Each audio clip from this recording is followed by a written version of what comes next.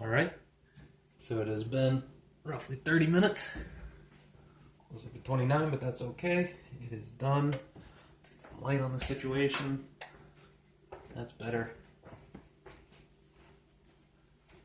Good start. We're going to kill the timer. Get this up. Pull this bad boy out. Woo! See how much it fluffed up. She looks real nice. So, two major benefits of the parchment paper. One, obviously, you're getting no egg stuck to the Pyrex. Don't forget to do your prep dishes, ladies and gentlemen. The other two major benefits are I can now just grab it fresh, hot out of the oven, right by the parchment paper, set it on the cooling rack, and then I know the parchment paper makes a lot of noise. I can't really figure out how to get that to not happen, but just tear it right down the center. Just pull it apart, just like that. Oh my god. If you could smell through video, let me tell you.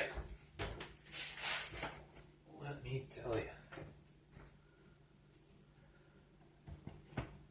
Now you can see without the paper or anything.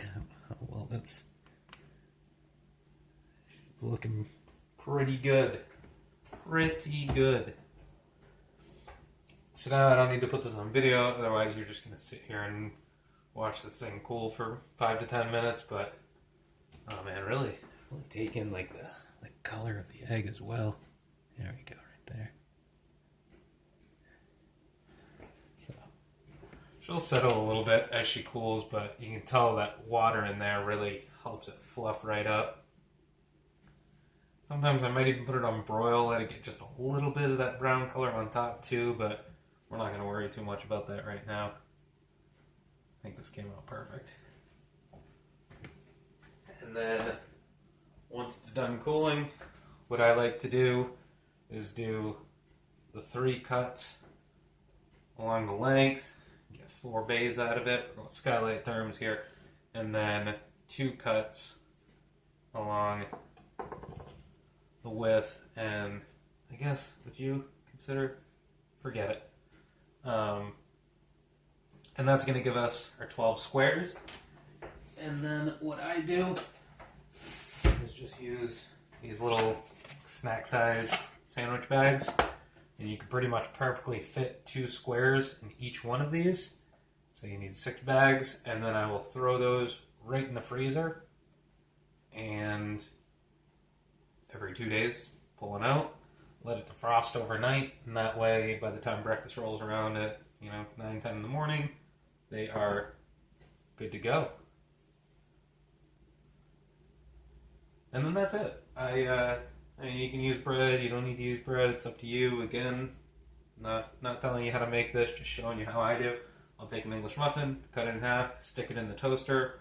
While that's going, I'll take one of my egg squares, put it on a plate, put it in the microwave for a minute. And I also like to have this with either banana and apple, or banana and peanut butter, apple and peanut butter.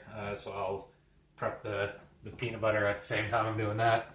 If you need a combo to soothe your life, you take the BB Fit powder and you take Nature Nate's raw and unfiltered honey, and you mix these 2 bad boys together. Ooh-ee, let me tell you. And then if you really want a little something for breakfast, take the nugget honey. Pepper X in it from Hot Ones. First We Feast. This stuff is gold. It is honey with a kick. And that's fantastic.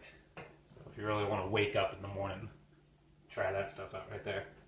So yeah, I mean that's pretty much it. You let it cool, stick it in the bag, stick it in the freezer, and then you got a dozen breakfast sandwiches. You got, almost 2 full weeks of breakfast sandwiches. So I typically like to make these either on a Sunday night or a Monday morning, and I'm good for 2 weeks straight, and then the following Sunday rolls around and you make some more. Following 2, following 6.